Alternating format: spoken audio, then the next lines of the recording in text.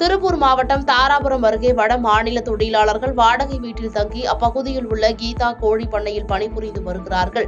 இந்நிலையில் வட மாநில தொழிலாளர்கள் குடியிருக்கும் பகுதியில் அதிகப்படியான இளைஞர்கள் வந்து செல்வதாகவும், சில நேரங்களில் அங்கிருக்கும் இளைஞர்கள் சிலர் போதையில் இருப்பதாகவும் அப்பகுதியைச் சேர்ந்த பொதுமக்கள் தாராபுரம் மதுவிலக்கு காவல் நிலையத்திற்கு தகவல் அளித்தனர். புகாரின் பேரில் தாராபுரம் மதுவிலக்கு காவல் ஆய்வாளர் கோவர்த்தனாம்பிக்கை உள்ளிட்ட அதிகாரிகள் வட மாநில இளைஞர்களை தீவிரமாக கண்காணித்து வந்தனர். இந்நிலையில் வடமாநில தொழிலாளர்கள் இருவரையும் கைது செய்து விசாரணை நடத்தியதில் மேற்கு வங்காளத்தை சேர்ந்த தாரிக் முண்டால் மற்றும் அனுப் சர்தார் என்பது தெரியவந்தது.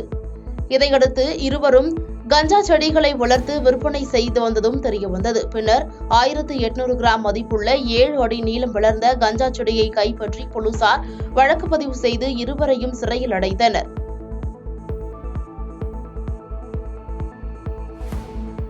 பாதகம் செய்பவரை கண்டால் நாம் பயங்கொள்ளலாகாது பாப்பா. மோதி மிதித்து விடு பாப்பா, அவர் முகத்தில் உமிழ்ந்து விடு பாப்பா. அண்மை செய்திகளை உடனுக்குடன் தெரிந்து கொள்ள இணைந்திருங்கள் இயம்நாடு தொலைக்காட்சியுடன்.